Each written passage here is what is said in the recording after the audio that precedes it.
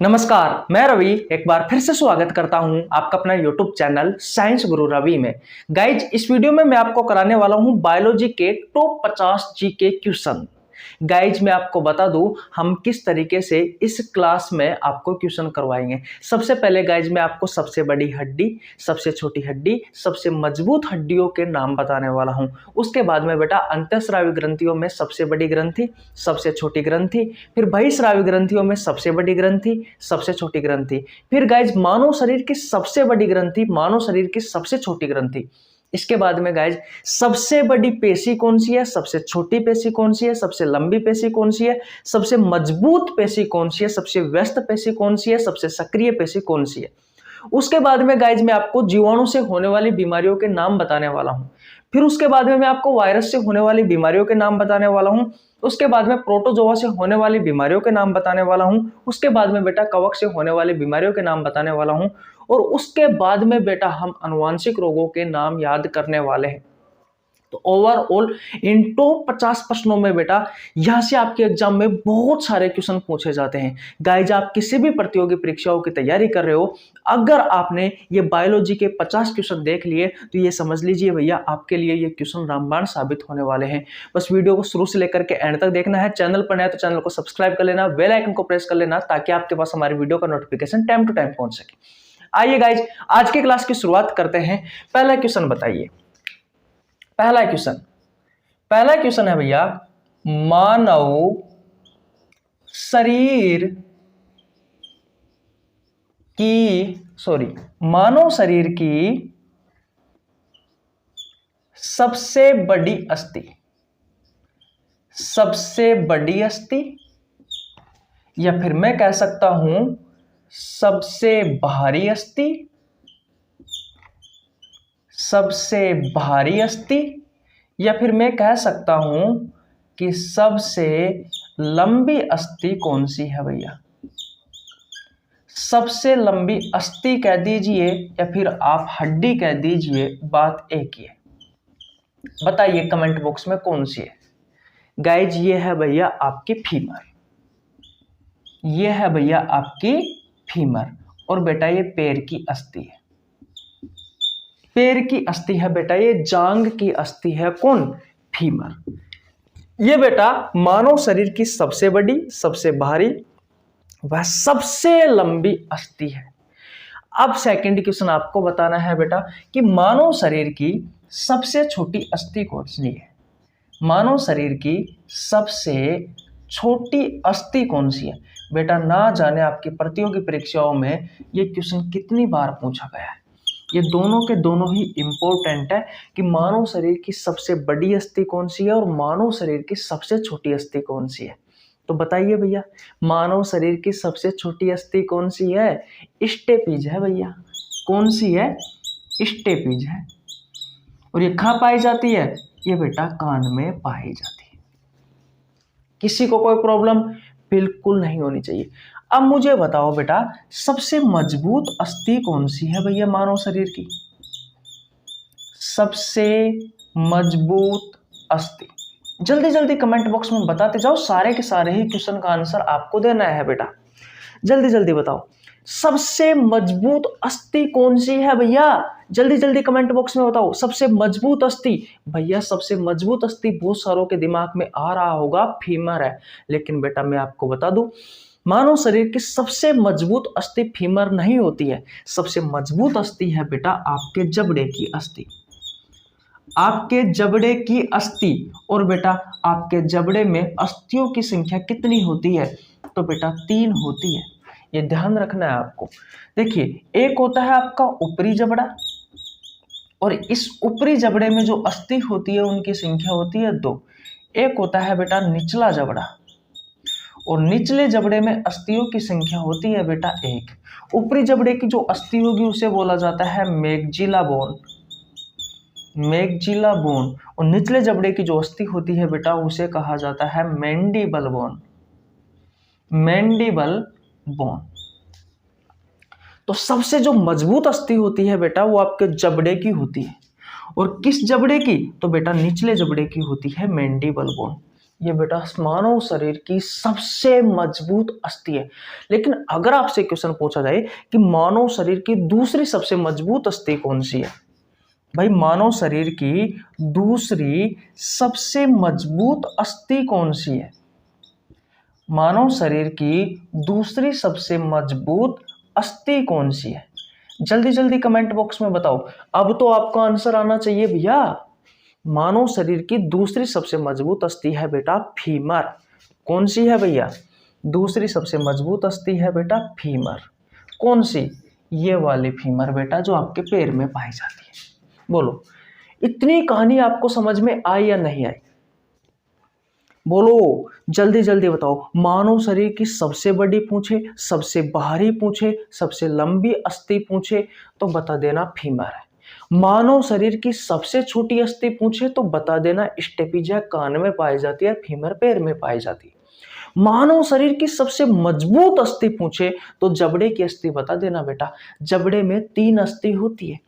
ऊपरी जबड़े में 2 अस्थि होती है, एक ये वाली और एक ये वाली। इसे बोला जाता है मैक्सिला बोन। और निचले जबड़े में एक अस्थि होती है, तो यहां से लेकर के ये टोटल ये वाली अस्थि, जिसे कहा जाता है मैंडिबल बोन। ये मानव शरीर की सबसे मजबूत अस्थि होती है बेटा, जबड़े की अस्थि, मैंडिबल बोन। दूसरी सबसे मजबूत अस्थि कौन सी है मानव शरीर की? तो फीमर है। बोलो, यहां तक आपको याद हो गया? ओके, वीडियो को लाइक कर दो। मिटा देता हूं, आगे चलते हैं बेटा। आगे आपको और बताते हैं। ये स्क्रीनशॉट ले लीजिए पहले भैया। ले लिया? ओके, देखिए भैया, आगे चलते हैं। अब बात करते हैं बेटा, अंतःस्रावी ग्रंथियों में सबसे बड़ी ग्रंथि कौन सी है, सबसे छोटी ग्रंथि कौन सी है, और अंतःस्रावी ग्रंथियों में दूसरी सबसे छोटी ग्रंथि कौन सी है? ओके भैया, किसकी बात हो रही है? अंतःस्रावी ग्रंथियों की बात हो रही है। अंतःस्रावी ग्रंथियों की बात हो रही है भैया। अंतःस्रावी ग्रंथि, यो को तो हटा देता हूं। अंतःस्रावी ग्रंथि, और बेटा अंतःस्रावी ग्रंथियों में सबसे बड़ी ग्रंथि कौन सी है? जल्दी जल्दी कमेंट बॉक्स में आंसर बताइए भैया। ये क्वेश्चन पूछे जाते हैं। तो सबसे बड़ी ग्रंथि है भैया अंतःस्रावी ग्रंथियों में थायराइड ग्रंथि। कौन सी है भैया? थायराइड ग्रंथि है बेटा। कौन सी ग्रंथि है? थायराइड ग्रंथि है। अभी थायराइड ग्रंथि कहाँ पाई जाती है? तो भैया गले में पाई जाती है। थायराइड ग्रंथि कहाँ पाई जाती है? गले में पाई जाती है भैया। ओके, पहले क्वेश्चन क्लियर हुआ? ओके, आगे चलते हैं। अब बताइए बेटा, सबसे छोटी ग्रंथि कौन सी है? अंतःस्रावी ग्रंथियों में सबसे छोटी ग्रंथि कौन सी है भैया? जल्दी जल्दी बताओ। अंतःस्रावी ग्रंथियों में सबसे छोटी ग्रंथि कौन सी है? आपके बहुत सारे स्टूडेंटों के आंसर पीयूष ग्रंथि आ रहा होगा, लेकिन मैं आपको बता दूं बेटा, अंतःस्रावी ग्रंथियों में सबसे छोटी ग्रंथि पीयूष ग्रंथि नहीं है। तो कौन सी ग्रंथि है भैया? पीनियल काय ग्रंथि है। पीनियल काय ग्रंथि है भैया। अब ये कहाँ पाई जाती है? तो ये भी आपके ब्रेन में ही पाई जाती है। लेकिन बेटा ये सबसे छोटी ग्रंथि है। हाँ, अगर आपसे ये क्वेश्चन पूछा जाए कि अंतःस्रावी ग्रंथियों में दूसरी सबसे छोटी ग्रंथि कौन सी है? दूसरी सबसे छोटी ग्रंथि कौन सी है? तो भैया दूसरी सबसे छोटी ग्रंथि है भैया आपकी पीयूष ग्रंथि। अब आप में से ये कहेंगे बहुत सारे स्टूडेंट, ये भी ब्रेन में पाई जाती है कि जब हमारे एग्जाम में क्वेश्चन पूछा जाता है तो सबसे छोटी ग्रंथि पीयूष ग्रंथि को माना जाता है। क्यों माना जाता है? क्योंकि बेटा ऑप्शन में पीनियल काय ग्रंथि नहीं होती है। जब आपसे ये क्वेश्चन पूछा जाए कि अंतःस्रावी ग्रंथियों में सबसे छोटी ग्रंथि कौन सी है, तो बेटा पीयूष ग्रंथि ऑप्शन में जब माना जाता है, या जब सही माना जाता है, जब यह ऑप्शन में ये पीनियल काय ग्रंथि ना होता। लेकिन अगर ऑप्शन में पीनियल काय ग्रंथि भी है, पीयूष ग्रंथि भी है, तो आपका राइट आंसर पीनियल काय ग्रंथि होगा। लेकिन ऑप्शन में पीनियल काय ग्रंथि नहीं है बेटा, पीयूष ग्रंथि होगा, फिर इसका राइट आंसर। इतनी बात क्लियर है? ओके, अब बात करते हैं बेटा बहिस्रावी ग्रंथियों की। बहिस्रावी ग्रंथि की, तो बहिस्रावी ग्रंथियों में बेटा सबसे बड़ी ग्रंथि, भाई बहिस्रावी ग्रंथियों में सबसे बड़ी ग्रंथि कौन सी है? तो भैया सबसे बड़ी ग्रंथि होगी, बताइए कमेंट बॉक्स में बताइए, बहिस्रावी ग्रंथियों में सबसे बड़ी ग्रंथि कौन सी है? लीवर है भैया, जिसे आप यकृत भी कहते हो या जिगर भी कहते हो। सबसे छोटी ग्रंथि बताइए भैया, सबसे छोटी ग्रंथि बताइए बहिस्रावी ग्रंथियों में। तो भैया लेक्राइमल ग्लैंड है, लेक्राइमल ग्रंथि है भैया, जो हमारी आंख में पाई जाती है, जो भैया हमारी आंख में पाई जाती है। इतनी बात क्लियर है? यहां तक किसी को कोई प्रॉब्लम बिल्कुल नहीं होनी चाहिए। लेकिन अब आपको बताना है बेटा, मानव शरीर की सबसे बड़ी ग्रंथि, मानव शरीर की सबसे बड़ी ग्रंथि बताना है भैया। मानव शरीर की सबसे बड़ी ग्रंथि कौन सी है? बताइए, मानव शरीर की सबसे बड़ी ग्रंथि कौन सी है? अगर आपसे क्वेश्चन पूछा जाए कि मानव शरीर की सबसे बड़ी ग्रंथि कौन सी है, तो भैया आपका राइट आंसर होना चाहिए लीवर, जिसे आप यकृत भी कहते हो। बोलो, कोई प्रॉब्लम नहीं होनी चाहिए। अगर आपसे क्वेश्चन पूछा जाए कि मानव शरीर की सबसे छोटी ग्रंथि कौन सी है, तो जब भी बेटा ये क्वेश्चन पूछा जाएगा कि मानव शरीर की सबसे छोटी ग्रंथि कौन सी है, तो अधिकांश आपके ऑप्शन में पीयूष ग्रंथि होगा। लेकिन बेटा आपको पीयूष ग्रंथि नहीं मानना है, आपको पीनियल काय ग्रंथि मानना है। लेकिन पीनियल काय ग्रंथि बेटा अगर ऑप्शन में नहीं है, भाई पीनियल काय ग्रंथि अगर ऑप्शन में नहीं है, तब आप बेटा पीयूष ग्रंथि कर सकते हो। तो मैं लिख देता हूं, पीयूष ग्रंथि भी आप मान सकते हो। लेकिन कब? जब ऑप्शन में बेटा पीनियल काय ग्रंथि नहीं है तब। इतनी बात क्लियर है? किसी को कोई प्रॉब्लम यहाँ तक बिल्कुल भी नहीं होना चाहिए। अब बताइए, मानव शरीर की दूसरी सबसे बड़ी ग्रंथि कौन सी है? दूसरी सबसे बड़ी ग्रंथि कौन सी है भैया? बताइए, मानव शरीर की दूसरी सबसे बड़ी ग्रंथि कौन सी है?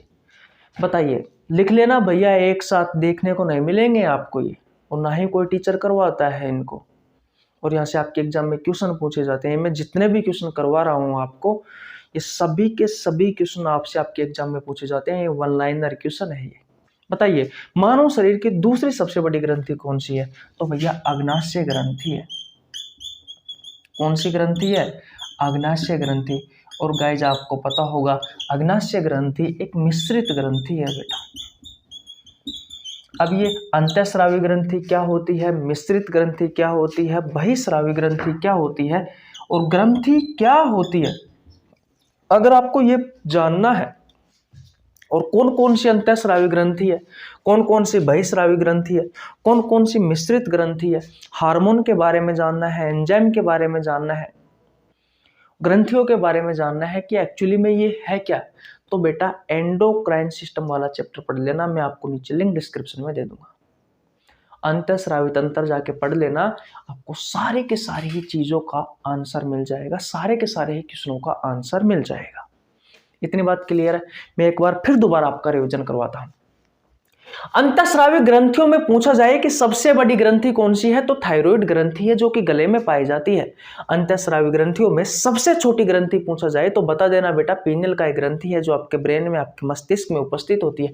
अंतःस्रावी ग्रंथियों में दूसरी सबसे छोटी ग्रंथि कौन सी है, तो पीयूष ग्रंथि है, यह भी आपके मस्तिष्क में पाई जाती है।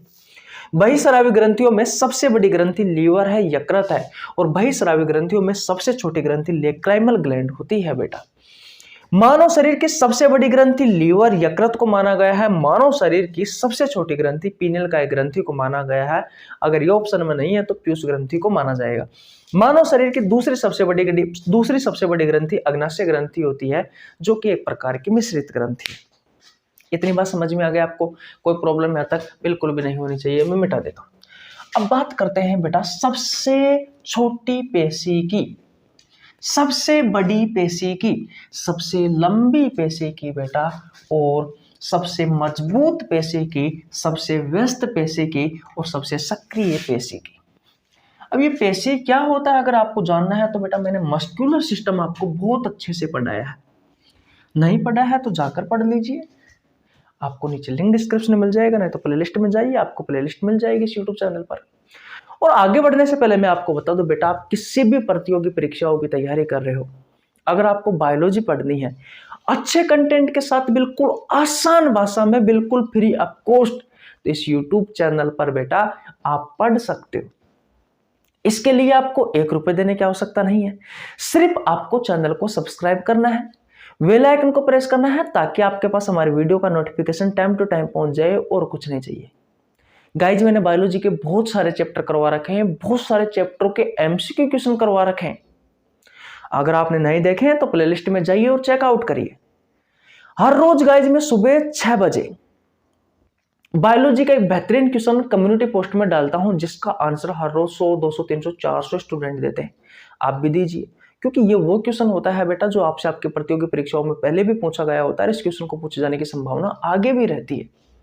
अगर आप इस क्वेश्चन का आंसर देंगे तो बायोलॉजी के बेहतरीन क्वेश्चनों पर आपकी पकड़ बनी रहेगी और आपके एग्जाम में बेटा आपको जरूर फायदा मिलेगा। नंबर 2 पर सुबह 7 बजे बेटा मैं आपको बायोलॉजी के चैप्टर पढ़ाता रहता हूँ, बायोलॉजी के अलग अलग टॉपिकों पर बात करता रहता हूँ, बायोलॉजी के चैप्टर के एमसीक्यू क्वेश्चन करवाता रहता हूँ। तो सुबह 7 बजे वाली जो क्लास आती है बेटा, इसमें मैं आपको बायोलॉजी के सभी common topic, chapter, MCQ question सभी की क्लास आपको सुबह 7 बजे देखने को मिलती है। यानी कि एक क्लास हमारी सुबह 7 बजे आती है और एक शाम 7 बजे आती है।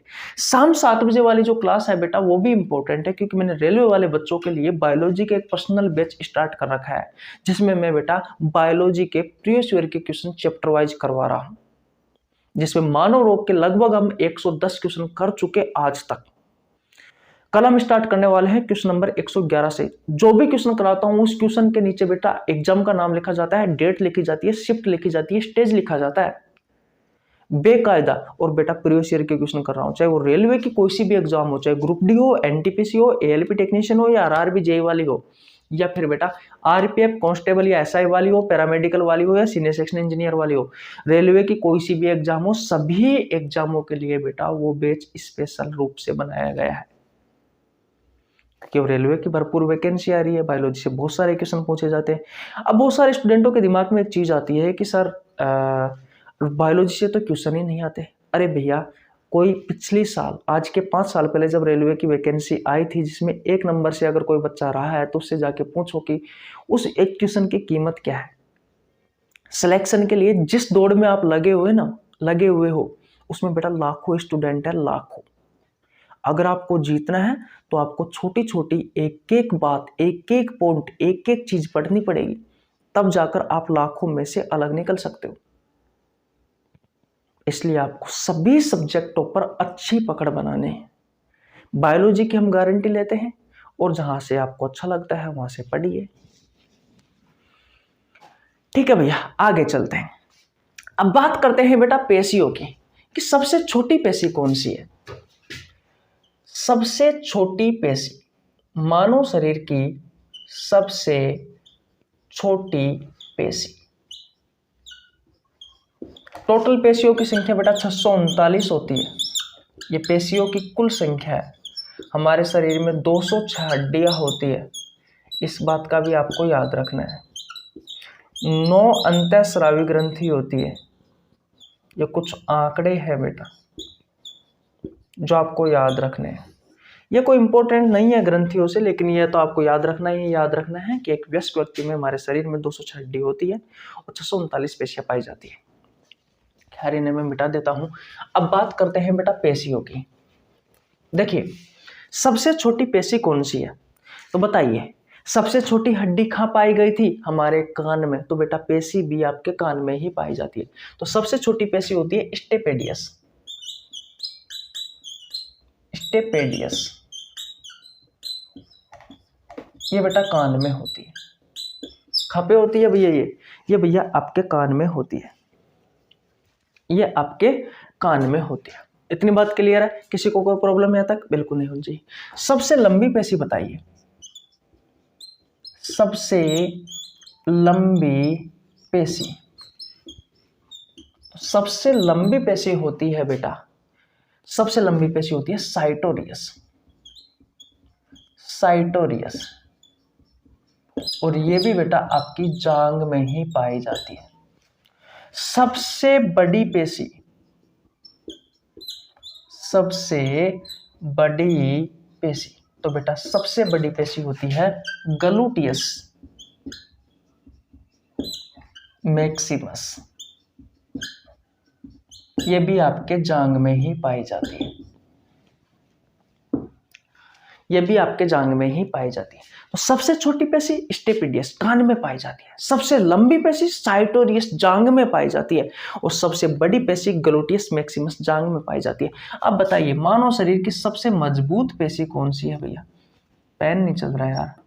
सबसे मजबूत पेशी में साइड डाल लेता हूं, कमेंट बॉक्स में बताइए भैया सबसे मजबूत पेशी कौन सी है, बताओ भैया कमेंट बॉक्स में बताओ। और आप कहाँ से हमारी वीडियो देखते हो यार बता दो। जब तक मैं पेन में साई डालूं तब तक भैया आप चैनल को सब्सक्राइब कर लो यार, कर लो भैया। ये वीडियो रात के 10:30 बज रहे हैं अभी, तो हम मेहनत कर रहे हैं, तो यार आप इतना साथ तो कर ही सकते हो।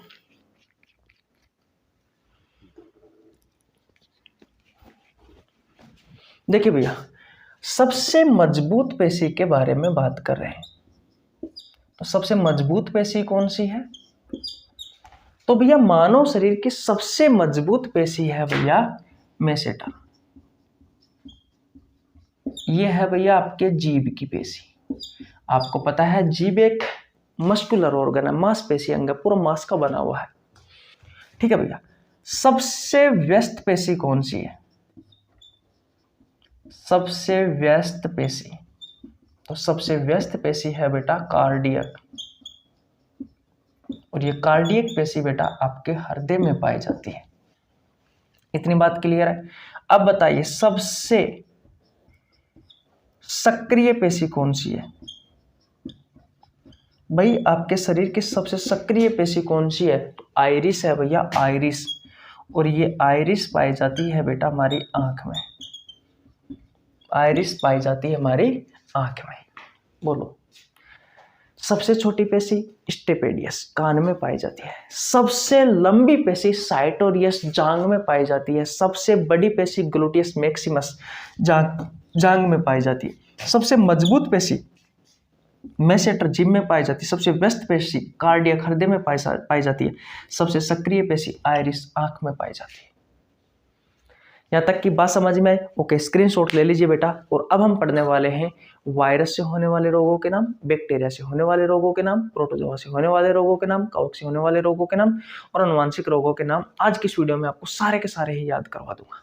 चलिए भैया आगे। ओके देखिए भैया अब बात करते हैं हम बैक्टीरिया से होने वाली बीमारियों के नाम, क्योंकि गाइज मैं आपको बता दूं मैंने प्रीवियस ईयर के क्वेश्चन आपके निकाले, 30 से 40% जो क्वेश्चन आए हैं ना बेटा आपके एग्जाम में, वो यही क्वेश्चन पूछे गए हैं कि निम्न में से कौन सी बीमारी वायरस से होने वाली बीमारी है, निम्न में से कौन सी बीमारी एक बैक्टीरिया से होने वाली बीमारी है, निम्न में से कौन सी बीमारी एक बैक्टीरिया से होने वाली बीमारी नहीं है।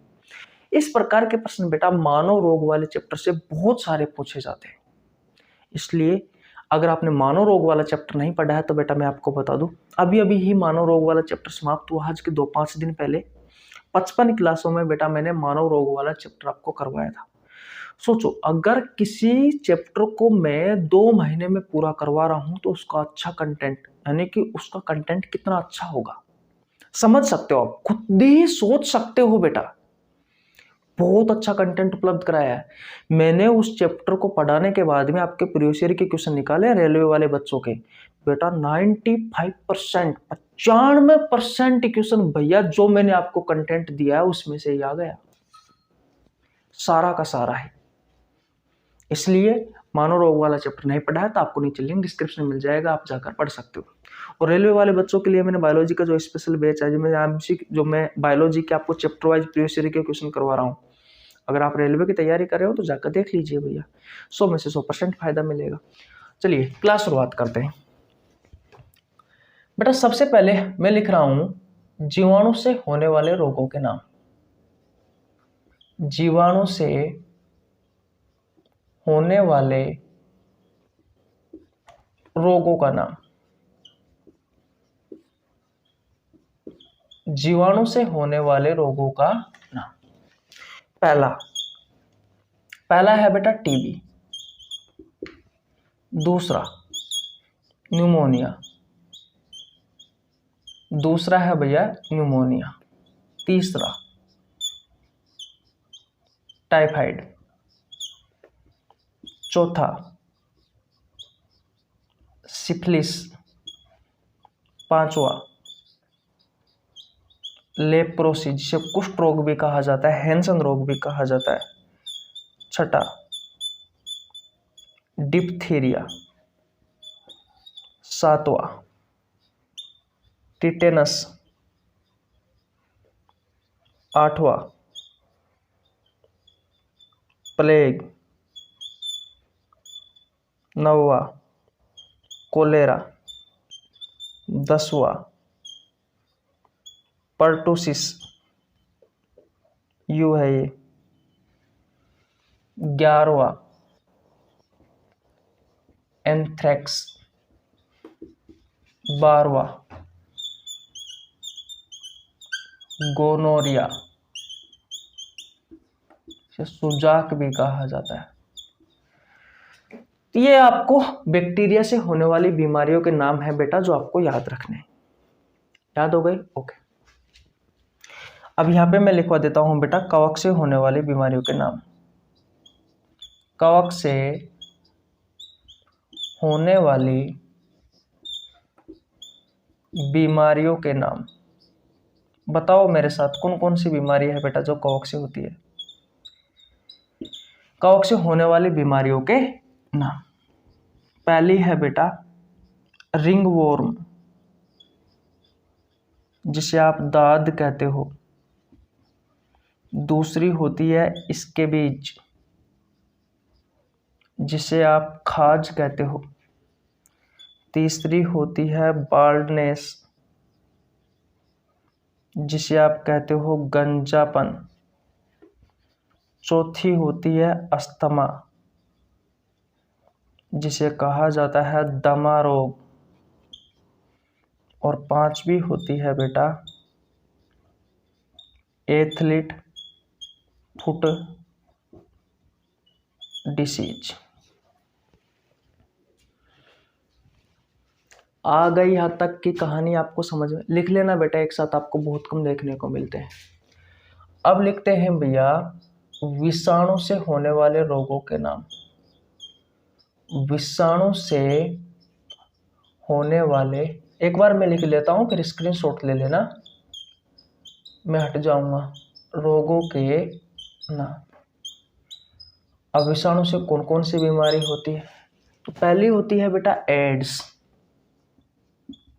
इन सब बीमारियों के नाम आपको याद होने जरूरी है। पहली कौन सी है? एड्स। दूसरी न्यूमोनिया, न्यूमोनिया नहीं है, डेंगू। तीसरी चिकनगुनिया।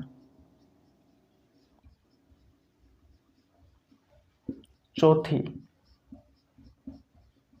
Yellow fever.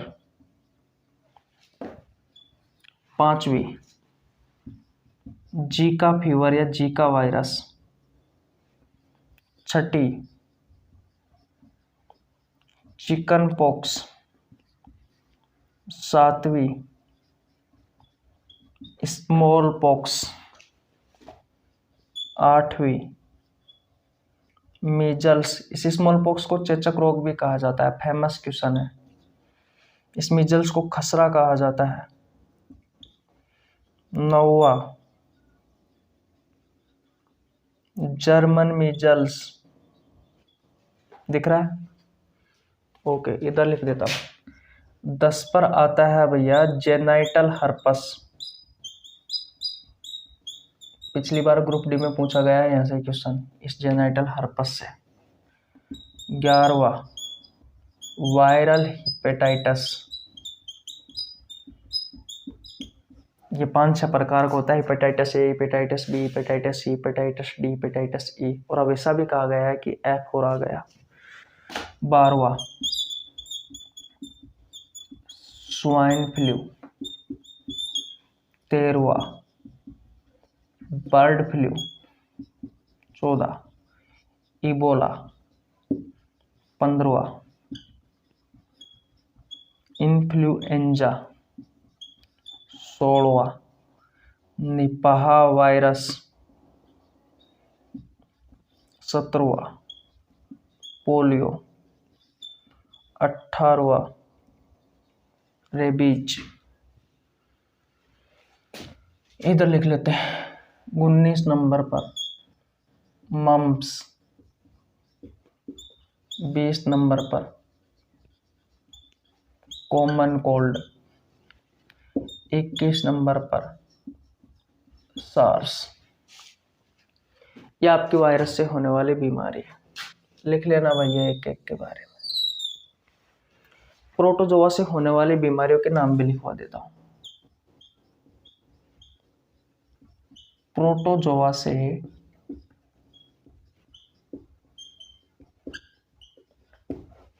होने वाली बीमारी, हाथ दर्द करने लग गया यार। बोलो, प्रोटोजोआ से होने वाली बीमारी कौन कौन सी है? मलेरिया, दूसरा स्लीपिंग सिकनेस, इसे निद्राकारी रोग या निद्रा रोग भी कहते हैं।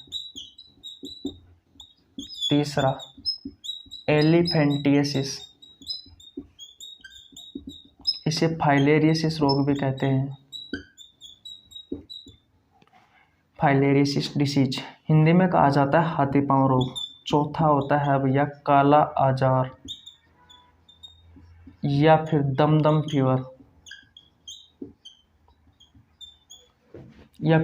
फीवर, लिख लीजिए काला आजार या फिर दमदम फीवर। 5वें नंबर की बीमारी अमोएबियासिस,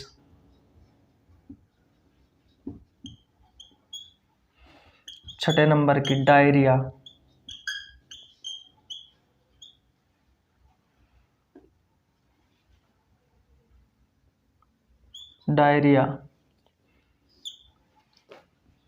7वें नंबर की है पायरिया।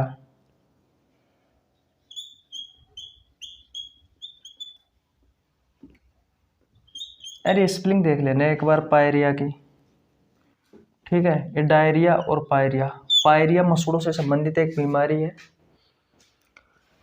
जिसमें ब्लड निकलने लग जाता है। डायरिया उल्टी और दस्त को बोला जाता है। तो ये 7 बीमारी है बेटा प्रोटोजोआ से होने वाली बीमारी। स्क्रीनशॉट ले लीजिए। अनुवांशिक रोगों के नाम भी लिखवा देता हूँ, स्क्रीनशॉट ले लो। पहले ले ले स्क्रीनशॉट, मिटा दूँ। देखिए भैया, इन बीमारियों के बारे में मैं आपको इसलिए लिखवा रहा हूँ क्योंकि भैया यहाँ से क्वेश्चन पूछे जाते हैं एक एक बीमारी से। इनके नाम आप याद कर लोगे तो समझ लीजिए मानव रोग का 40% हिस्सा आपको कंप्लीट हो जाएगा। और ऐसे क्वेश्चन पूछे जाते हैं। अनुवांशिक रोगों के नाम और बता देता हूं।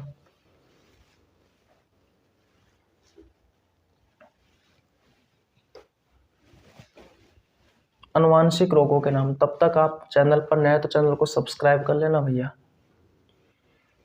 क्योंकि यहाँ पर आसान भाषा में फ्री ऑफ कॉस्ट अच्छे कंटेंट के साथ बायोलॉजी पढ़ाई जाती है।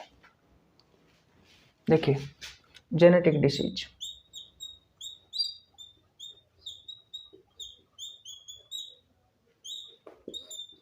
अनुवांशिक रोगों के नाम। पहला है कलर ब्लाइंडनेस,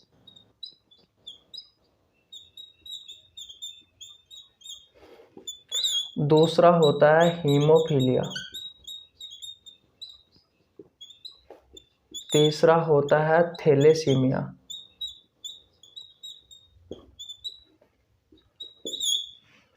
चौथा होता है कलर ब्लाइंडनेस हो गया, हीमोफीलिया हो गया, थैलेसीमिया हो गया, चौथा होता है sickle cell anaemia. Sickle cell anaemia. पांचवा होता है क्लाइन फिल्टर सिंड्रोम। छठा होता है डाउन सिंड्रोम। सातवां होता है टर्नर सिंड्रोम। 8वां होता है पटाओ सिंड्रोम और 9वां होता है बेटा एडवर्ड सिंड्रोम।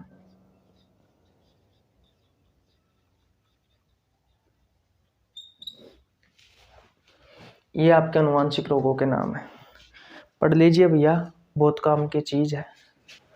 क्योंकि ये जो मैंने आपको 30-35 मिनट में जो सिखाया है, मुझे नहीं लगता कि आप 30-35 मिनट में कोई आपको इतना अच्छा कंटेंट दे सकता है। स्क्रीनशॉट ले लीजिए, फिर हट जाता हूँ। तो आशा करता हूँ ये वीडियो आपको बहुत अच्छे से समझ में आ गई होगी। मिलते हैं गाइज नेक्स्ट वीडियो में, तब तक के लिए जय हिंद, जय भारत, राम राम।